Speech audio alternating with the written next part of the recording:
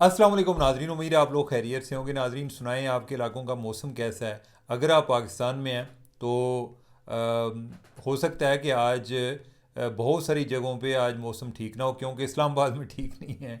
और इस्लामाबाद में तो आज हल्की फुल्की बारिश भी हुई है, सारा दिन हवाएं चलती रही हैं। और ये हवाएं जो हैं ये तब्दीली की हवाएं लग रही हैं। कुछ ऐसा लग रहा है कि जैसे सर्दी आने वाली है, कोई ठंड वाला मौसम, ठंड प्रोग्राम शुरू होने वाला है। बाकी ये है कि एक ख़बर जो आप तक आजकल आप तक पहुंच नहीं रही, वो बहुत बड़ी ख़बर है जो कि एक बैकग्राउंड में डेवलप हो रही है। और वो आने वाले दिनों में एक इंटरनेशनल हेडलाइन बन सकती है। अल्लाह करे कि ऐसा ना हो, लेकिन वो ख़बर जो है वो पाकिस्तान और इंडिया के हवाले से है। हो सकता है या एक ख़दशा मौजूद है कि कोई दोबारा से कोई सूरत हाल जंग की तरफ जा रही है। आपको पता है कि ऑपरेशन सो कॉल्ड संदूर में नाकामी के बाद मोदी अभी तक जख्म चाट रहा है, और उसको रात को नींद भी नहीं आती। और वो कोई ना कोई बदले की ठान रहा है।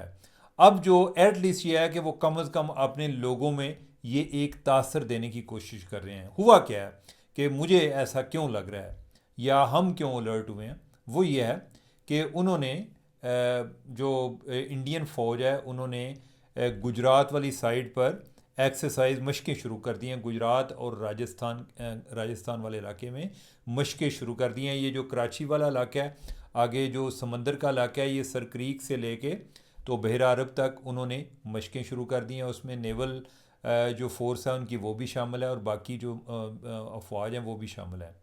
अब यह है कि साथ जो उनके वज़ीर दिफा हैं उन्होंने कहा कि अगर उन्होंने कोई थ्रेट दी जी कि अगर पाकिस्तान ने कोई हैंकी फैंकी की तो हम इस दफ़ा टारगेट नहीं करेंगे। जैसे होंगे ना बंदा धक्के नाल ही लड़न की कोशिश कर रहा होंगे, उस तरह वाला माहौल है। अब यह है कि पाकिस्तान ने भी जो है ना जवाब दिया है। अगर आप का ताल्लुक गांव से है या मुझे नहीं पता कि शहरों में क्या होता था, अगर दो लड़कों की आपस में कोई लड़ाई होती थी ना तो वो एक गली से भी गुजरते थे, तो दोनों जो है ना वो एक दूसरे की आंखों में आंखें डालकर जो है वो गुजरते थे, ताकि एक पैगाम पहुंचे कि हम जो है ना को कमज़ोर नहीं है। तो अब जो है ना जब ये मशक़ें हो रही हैं, उधर भी कुछ सूरत हाल ऐसी बन रही है कि पाकिस्तान ने भी मशक़ें शुरू कर दी हैं। हमने जो है शुरू की हैं, हमने कहा जी कि पाकिस्तान इंटरनेशनल मैरी टाइम एक एक्सपो हो रही है और कॉन्फ्रेंस हो रही है, और उसमें कोई 44 ममालिक के कोई 133 वफूद शामिल है। अच्छा, वो एक्सरसाइजेज भी कर रहे हैं। अब यह है कि हमारी एक्सरसाइज का इलाका भी वही बनता है, हमारी जो है ज़्यादा नेवल एक्सरसाइज हैं। अब ये एक्सरसाइज इम्पॉर्टेंट क्यों है? पहले जो हमारा मसला बनता था वो बनता था कश्मीर सेंट्रिक। अगर ये जंग इस दफ़ा उधर समंदर में चली गई तो ये जंग जो है, आप समझें कि जैसे समंदर में पानी नहीं है, समंदर में जो है ना वो पेट्रोल है या समंदर में तेल है कि वो पूरे समंदर को आग लगा देगी। ये को वर्ल्ड वार की शक्ल भी इख्तियार कर सकती है। क्योंकि उसमें बहुत सारे कंट्रीज़ हैं जिनके पूरी दुनिया की ट्रैफिक जो है इधर से गुज़रती है, और फिर जो है यानी कि वो सूरत हाल बड़ी एक कशीदा होती जाएगी। अब क्या ये होगा या नहीं होगा, अल्लाह करे ऐसा ना हो, लेकिन यह है कि पाकिस्तान इस मामले में अलर्ट है। कल कोई DGISPR को भी इस हवाले से सवाल पूछा गया, इस हवाले से नहीं वैसे पूछा गया कि कोई इंडिया की तरफ से कोई दोबारा हरकत हो सकती है। तो DGISPR ने जवाब दिया, उन्होंने कहा जी कि वो लगता है कि इस दफ़ा कोई हो सकता है कि कुछ समंदर में फॉल्स फ्लैग ऑपरेशन करें और उनको हम सख्त जवाब देंगे। इसमें दो चीज़ें शामिल हैं। एक तो ये कि पाकिस्तान को ख़दशा मौजूद है, एक तो यह है कि आपका जो दुश्मन होता है आप उससे हमेशा को बुरे की ही तवक्को रखनी चाहिए, ताकि आपकी तैयारी उस तरह से हो। तो उस लिहाज से जो उसका एक दूसरा पहलू है वो ये है कि हम बुरे की तवक्को रखते हुए हम कोई पूरी तैयारी में भी हैं कि अगर उस तरह कोई मसला होता है तो इस दफ़ा पहले जो लास्ट टाइम ऑपरेशन संदूर में इनको एयरफोर्स ने मज़ा चखाया था और इस दफ़ा नेवी वाले इनको मज़ा चखाएंगे। तो अल्लाह करे कोई टेंशन ना बढ़े, लेकिन आई डोंट नो, मुझे ऐसे लगता है कि जैसे अभी जो मोदी है वो जब तक ऑपरेशन सिंदूर का बदला नहीं लेगा, अपनी शिकस्त का बदला नहीं लेगा, बदला पता नहीं ले सकता है या नहीं ले सकता है या नहीं, लेकिन कोशिश ज़रूर करेगा। तो लिहाजा हमें उसके लिए चौकन्ना रहना चाहिए। तो इस लिहाज से जो है वो एक अमेरिकन फाउंडर हैं, वो कहते हैं कि price of freedom is eternal vigilance, कि आपका हमेशा चौकस रहना ही आपकी आज़ादी की ज़मानत होता है। तो हमें जो है ये एक हकीकत है, ये सिर्फ अमेरिकन फाउंडर ने बात नहीं की, ये दुनिया की हकीकत है। हो सकता है उससे पहले भी कई लोगों ने बात की, उससे बाद में मुख्तलिफ लोगों ने अपने अपने अल्फाज में बात की हो, लेकिन ये एक रियलिटी है। नाजरीन, अब जो है यानी कि एक अच्छी खबर आपके लिए, और वो अच्छी खबर ये है जी कि हमने जो IPPs के साथ मुआहदे मनसूख किए ना, और जो रिवाइज़ किए, उसकी वजह से हमें 3600 अरब रुपए की बचत हुई है, और इस पे बड़ी खुशियाँ मनाई जा रही हैं। आप लोग भी बड़े खुश होंगे। लेकिन नाजरीन, इसका एक जो है ना दूसरा पहलू भी है। दूसरा पहलू ये है कि जब आप मुआहदे करके दोबारा आर्म ट्विस्टिंग करते हैं, उससे एक मैसेज ये भी जाता है कि तुसी बहुत ही नगल्ले किस्म के लोग हो, आप लोगों पर ट्रस्ट नहीं किया जा सकता। अब यह है कि आपने ये फॉरेन इन्वेस्टमेंट सो कॉल्ड लेकर आए हुए थे, उस टाइम हमने अपनी मजबूरी की हालत में जो भी मुआहदे हुए हमने कर डाले। बाद इस आख्या कि नहीं यार, साडा जेड़ा ना, अगर साडा जेड़ा ना हुण ज़हन चेंज हो रहा है, यानी कि अगर तू इंज नहीं करना तो फिर असी यानी कि वायदे की हैसियत रख, यानी कि मुआहदे की क्या अहमियत देते हैं। और आपको याद होगा कि रेकोटिक वाला मुआहदा जो है हमारा, कितना हम जलील ख्वार हो के तो दोबारा से हमने वो उन्हीं के साथ किया। और वो उस टाइम जो है इफ्तिखार चौधरी साहब, अल्लाह उनको ज़िंदगी दे, उन्होंने वो सारा कैंसिल कर दिया था। और उसके बाद जो है यानी कि हम जलील होते रहे पता नहीं कितने साल, और उसके उस टाइम कैंसिल किया जी कि वो बहुत बड़ी करप्शन हो गई है, और इफ्तिखार चौधरी ने वो करप्शन पकड़ ली है। अब जो है यानी कि हमने मिन्नतें कर कर के उनको लेकर आए हैं। ये वाला जो मुआहदा है ये हमने पहले किए, और अब जो है यानी कि हम उनको रिवाइज़ कर रहे हैं। और इत्तेफाक की बात है कि पहले भी नून लीग की गवर्नमेंट थी, अभी भी नून लीग की गवर्नमेंट है। अब आप ये भी नहीं कह सकते जी कि वो को PTI की गवर्नमेंट थी, उन्होंने मुआहदे किए हुए थे। मुआहदे जो है आपकी ही पार्टी की गवर्नमेंट ने किए हुए थे। तो इनका जो एक नेगेटिव इम्पैक्ट जाता है ना, वो ये है कि जब हम बात करते हैं ना फ़ॉरेन सरमायाकारी की, गैर मुल्की सरमायाकारी की, कि वो नहीं आती, उसकी एक वजह ये है, औंधे ने बड़े ने गले ने, जो बहुत सारी चीज़ें होती हैं, मैंने अगर आपके साथ डील करनी हो या आपने किसी के साथ करनी हो, उधर पैसा इन्वॉल्व हो, तो उस टाइम फिर लोग, जो बंदा भाग जाता है ना, या जो आए दिन माइंड चेंज हो जाता है जिसका, उससे लोग बिज़नेस नहीं करते। तो लिहाजा ये जिधर खुशी की खबर है, ये जो है एक बड़ी एक नेगेटिव खबर भी है इस लिहाज से कि बाज़ औक़ात इस तरह की खबरें जो हैं, उससे जो आपके जो इन्वेस्टर होते हैं या जो प्लान कर रहे होते हैं, वो इस तरह की खबरों को पॉजिटिवली नहीं लेते। अब हम तीसरे टॉपिक की तरफ बढ़ते हैं, और वो है सबा कमर के हवाले से। सबा कमर एक एक्ट्रेस हैं बड़ी कामयाब किस्म की, आप उनको जानते हैं।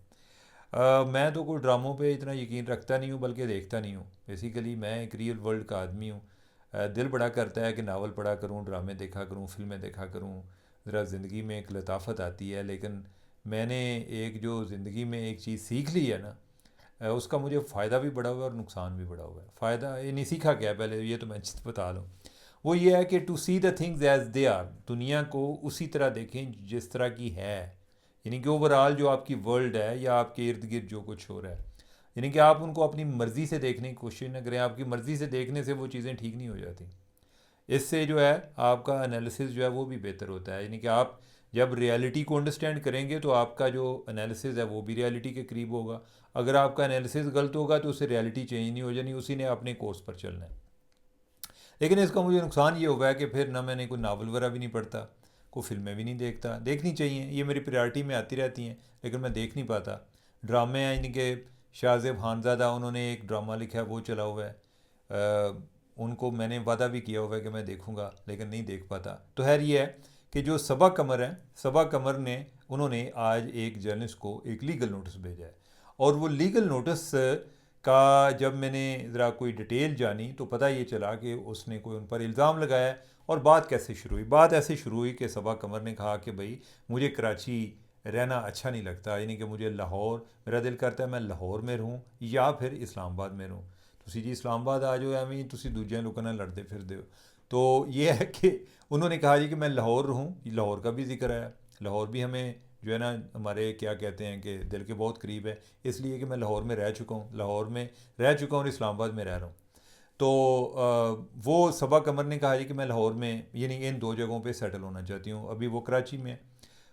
तो एक जर्नलिस्ट है, उसने इस पर को तबसरा किया अपने को विलाग में और को पॉडकास्ट में, और उसने जो है यानी कि कोई तासर ये दिया कि जैसे वो इनको बड़ा पुराना जानता है और बड़ा करीब से जानता है, और उससे ये है जी कि ये माजी में लाहौर में रह चुकी हैं, और वो वाल्टन रोड पे एक घर था और वो घर इनको किसी ने दिया हुआ था। उससे उन्होंने कोई तासर जो है, कोई इस तरह स्कैंडलस किस्म का जो तासर है वो दिया कि जैसे यानी आगे बात आप समझ गए होंगे। अब ये है कि इस पे जो सबा कमर है वो ऑफेंड हुई कि ये मेरे पे एक जो है ना झूठा इल्ज़ाम है। हाँ, इसके अलावा उसने तारीफ़ भी बड़ी की थी कि सबा कमर जो है वो अपनी टर्म्स एंड कंडीशन पर ड्रामे करती है, बड़ी एक अकम्पलिश्ड खातून है। लेकिन ये वाला जो पार्ट था ना वो बड़ा एक उससे जो है यानी कि उसको बड़ा सबा कमर जो है उस पर हर्ट हुई, और उसने फिर इस हवाले से उनको नोटिस भेजा, लीगल नोटिस भेजा है कि ये अपने अल्फाज वापस लो और वो जो पॉडकास्ट है उसको रिमूव करो, नहीं तो फिर मैं आ रही हूँ, यानी कि मैं दिन देख लाँगी। मतलब ये है कि I will see you in the court. तो मेरा ख्याल है कि लोगों के बारे में बात करते हुए ख़ास तौर पे इस तरह की जो बातें हैं एहतियात करनी चाहिए। अगर आपको पक्की बात नहीं है, ख़बर नहीं है, तो एहतियात करनी चाहिए। अगर कोई ज़्यादा मसला आ रहा हो तो नाम लिए बगैर ही कर लें, यानी कि अगर बाज़ का चीज़ें प्रूवेबल नहीं होती तो। लेकिन यह है कि सबा कम ये आज की एक बड़ी एक सोशल मीडिया पे एक बड़ी ख़बर चल रही थी, तो उसकी ये बैकग्राउंड थी। दूसरा जो है एक सोशल मीडिया पे एक और चीज़ चल रही थी। एक लड़का है जिसका नाम है मोहम्मद अली। तो मोहम्मद अली आज कहीं अदालत में गया हुआ था इस्लामाबाद हाई कोर्ट में, उधर उन्होंने को पेटिशन फ़ाइल की है। मोहम्मद अली बिरून मुल्क जाना चाह रहा था और उसका नाम ब्लैक लिस्ट में था, उसको जाने नहीं दिया गया। और उसकी वजह क्या है कि वो क्यों नहीं जा सका, उसका क्या जुर्म था, वो ये है कि वो अहमद नूरानी का भाई है, और अहमद नूरानी ख़बर करता है और उसकी वजह से उसके भाई सफ़र करते हैं। अहमद नूरानी के दो भाई जो हैं उनको पहले एजेंसियों ने उठा लिया था, और वो बेचारे को तकरीबन 1 माह से ज़्यादा अरसा वो एजेंसियों की कस्टडी में रहे हैं।